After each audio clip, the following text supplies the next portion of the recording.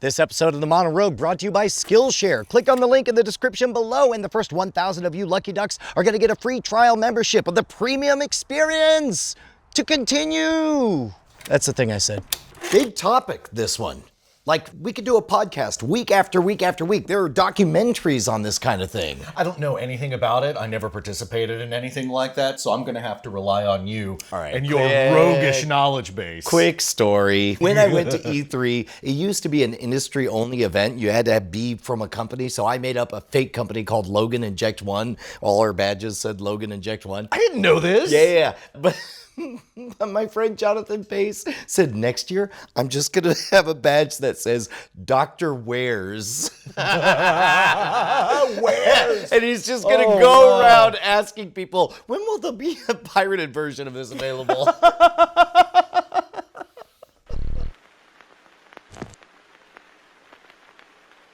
Piracy without boats on the internet, before the internet. So we're talking about Sea of Thieves, Assassin's Creed Black Flag, Monkey Island. Sid Meier's Pirates. Sid Meier's Pirates. Oh, so good.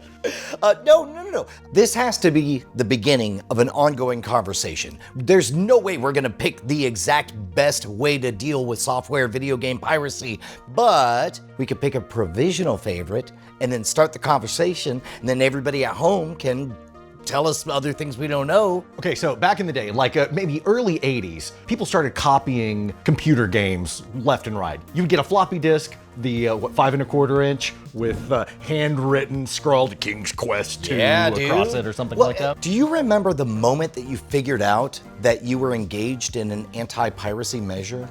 Yeah, it was the old Sierra games were really good about that. They tried to make it fun.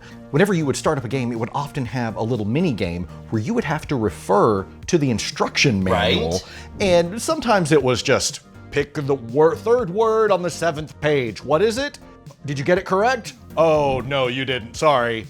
And then it just shuts down. There would be other stuff too, like you would have to read the police instruction manual. Or Police where Quest. you had to walk around the car. Otherwise, it'd be like, you're not a real cop. Real cop walks around a car first. Police Quest was fascinating. Yeah, because you had to know the radio codes, how to write a proper ticket and stuff like that. There would also be stuff like the story itself would mainly be in book format, where it's like, if you actually read through the book, it would be nonsense. Just a bunch of isolated paragraphs, but the game itself would get to a point where it would say like, read number 278, and you'd have to go find it, and then you're like, oh, that's the dialogue. Sometimes it wasn't even at the beginning of the game. Sometimes it was in the middle of the game, towards the end of the game, because piracy was rampant when people figured out that you could really easily just copy a floppy disk and have the game. Is this the part where we confess that there was a time that maybe you and I didn't have enough money, and maybe we engaged in the high seas adventures?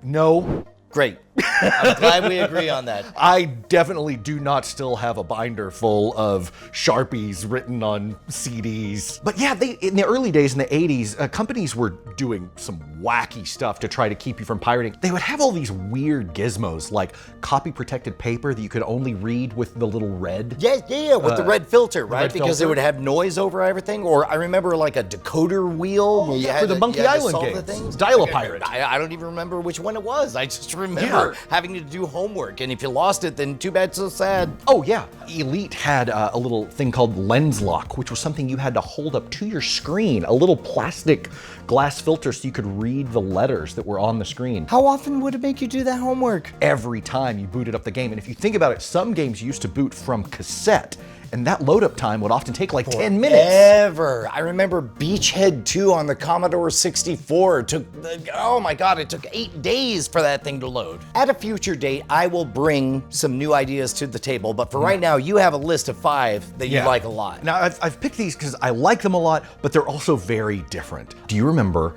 Zach McCracken and the Alien Mindbenders? Wait, was that like a precursor, like shortly before?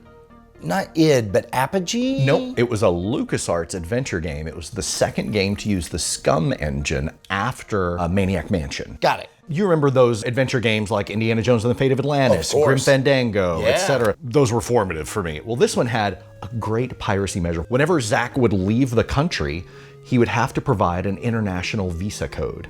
Now, these visa codes were little visual symbols that were in the instruction manual. Okay. If you got it wrong, the guy at customs would take you to jail. And he would lecture Zach for a minute, and then he would turn to the camera. As for you. And then he would lecture you, give you this long lecture about piracy. Oh, saying, no! I'm gonna assume that your finger slipped and you hit the wrong button. Because the developers of Zach McCracken worked really hard to do this. But you could complete the whole game Well, you would if have you to- eventually got it right. Yes, but it was really hard. It's unlikely that if you were engaging in piracy and someone provided you a pirated game, that they would also give you photocopies of the instruction manual. Oh, dude, no. I remember, oh my God, the original SimCity. I remember the dude that hooked me up gave me a copy of the game and a perfectly bound photocopy of the entire manual, all in a folder. Like, this dude was pirating right. Pre-internet, it's like, yes, here's my simulation of the full game for you. So a more recent one really doesn't affect gameplay so much, but they start putting little nods in there. The developers are like, I know you. I know what you're doing. In this case, it's like, we're not gonna stop you. There's no way we can stop you, Right. but we're gonna make sure you know that we know that you are naughty. Because that's the thing with piracy is once they close the hole that lets the hackers in, they just find another one. So remedy for Alan Wake, if you've pirated the game, suddenly Alan Wake is walking around with an eye patch with a skull and crossbones on it. And that's it. That's the only downside, is just to acknowledge, like, by the way, we know you're an ass. Yeah. Now, there are other ones that do affect gameplay, right? Like Serious Sam 3, where if it detects that you have a pirated game, an unkillable pink scorpion will hunt you relentlessly. But not all at once. It's like you get into the game, you start to fall in love, and it's like, man, it's just unfairly hard. It's bad. Degrading the experience over time is another play they can make. And that one happens sometimes, like with some of the Grand Theft Auto games have done it. Batman Arkham Asylum does it, where... Oh, yeah, something with the gas or something? My favorite with that one is the cape, where your cape just won't glide, and you have to be able to glide in order to complete the game. And so if you can't glide, Batman just jumps, and when you press the glide button, he just kind of flaps like a seagull. Oh, that's 2 points. That's 2 points because you degrade the game and you embarrass somebody. Exactly. You look like a dumbass as you fall to your death over and over and over again. Oh, that's good. One of my favorites is so distinctly Hideo Kojima. Wait, that's the Metal Gear Solid guy? He is the guy who developed Metal Gear. Hideo Kojima does some unconventional stuff. with I know developing that his video much, games. yeah. On the PlayStation with Metal Gear Solid 1, the only way to defeat Psycho Mantis was to switch controllers. Yes, which by the way, I gave up at that point. I think at some point it eventually like flat out says, hey dummy, we're giving you clues, but unplug the controller and put it in the other one. Yeah. Well, PT, which stands for Playable Teaser, which they released on the PlayStation 4, that one had similar outside-of-the-box thinking. You had to collect pieces of a photograph, and one of them was actually hidden in the inventory screen, and you had to hover over it to find it. So Kojima's doing stuff like that all the time. But in Metal Gear Solid, there was this very clever thing where you had to dial into a specific frequency on the radio application that you used. Okay. But to find the right frequency, he tells you it's on the back of the case. You think it's this CD that you've got, and you're looking at the CD in inventory. In the game, but meanwhile he's like, no, the box, because, you know, you bought it, didn't you? Yeah, exactly. So you had to get the actual case for the game, which I had to think was impossible if you're renting it from like Blockbuster or Hollywood or whatever. But yeah, it was on the actual physical game case. Oh man, that's a whole other thing is like the ethics of rental. Because like on one of our podcasts, we talked about there was a PC software rental place in Austin where technically you would buy it and return it the next day for a full refund minus $5. That's neither here nor there. Now, one of my favorites is the most ruthless. Go on. This one is cruel. Yes? Earthbound. The classic RPG Earthbound. No, I don't know. If you pirated the game, there would be a lot more enemies than normal. Not unplayable, but much harder. If you managed to get to the final boss, during that final boss fight, the game would freeze and it would erase all of your save games. Oh no, it would undo your work. Yeah. So you would get all the way to the end, and then it just wipes everything out. Given that I rarely get time to finish a game at all, I don't know that that's much of a punishment for me. Oh, really? Okay. Yeah, well, I could see a young Jason playing Earthbound and losing his mind.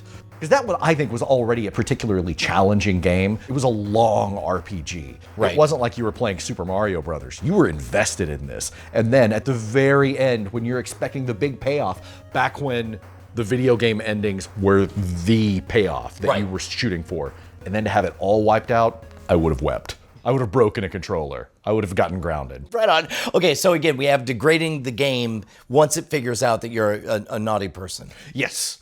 Now, here's a game that you introduced me to way back in the day. It was a mod for Half-Life. It's called Gary's Mod. Yeah, dude. And so what they would do is if you didn't pay for it, it would have a very particular type of error that, you know, once it happened, it would freeze and you'd be like, oh man, let me Google, let me go to forums, let me tell everyone, hey, who's getting this message or whatever? Why is it happening? It's like, yeah, that's because you stole it. So that one entices you to self-report. Exactly. And turn yourself in. And so the developer, Gary, I guess, would say, oh, so I know you've been playing it, because it would give you your Steam ID, and once you... It would bake it into the actual code that you error code, report myself to the feds. Yeah. That has to be the best one, right? Oh, God. So it's just convincing you to turn yourself in. I love it. Public shaming, it gives you enough of the experience that you feel like you're getting away with something, and it manufactures a moment where, you know, you really have to evaluate, like, wow, that was deeply unpleasant. I didn't like that. The only one that might be better in my book is there's a game dev simulator game where you play the whole game, and at some point it figures out that it's a pirated copy of the game, but you keep on going, and then your company just stops making money, revenue stops coming in, and then somebody patiently comes in and said, yeah, piracy, can't stop it, you're screwed, game's over. Oh, that's meta. It's so good. That's like really good. I think that. Okay, so we have to pick which one, the meta or the self-reporting public embarrassment. I like the self-reporting public embarrassment because it tricks you. Yeah. It tricks you into turning yourself in. That's really clever. Until we hear something better, and that is all of your jobs, send us all of your favorite anti-piracy measures, and then, man, I just want to keep exploring this. This is amazing. There are so many. I don't want to make a big thing about this.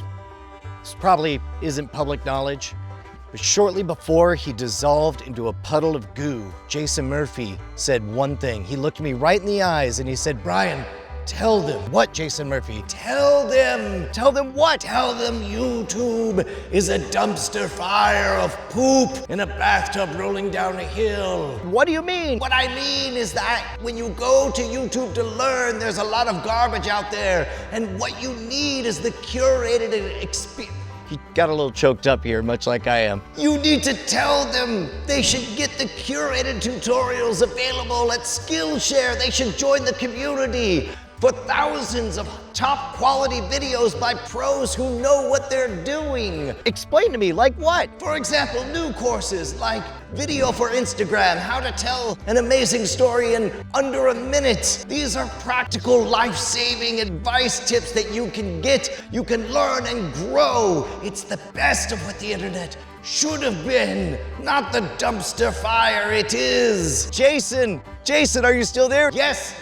Ask your question. I'm literally melting. It's me, Jason Murphy, melting into goo. Where should they go? There will be a link in the description below. They will be able to try on the premium Skillshare experience for a limited time. I'm not really sure. I'm dissolving into a puddle of goo. It's me, Jason Murphy. Well, then what do? Then you sign up so that you can keep on learning and growing and being part of the vibrant community. But Jason, how much does it cost? Less than $10 a month when you buy an annual plan. But you can try it for free if you are one of the lucky first 1,000 by clicking on the link below. Below what? Below the video. Don't worry about it, it's fine. I'm melting into goo. It's me, Jason Murphy.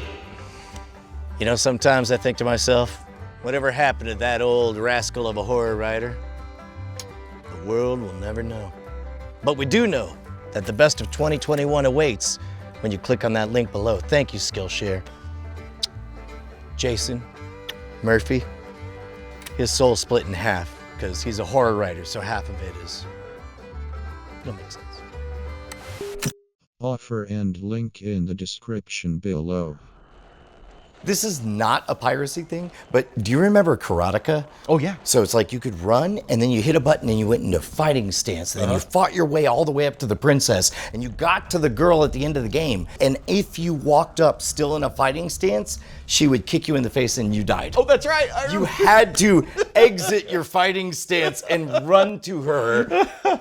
Pain in the ass to get all the way to that moment. That sucked.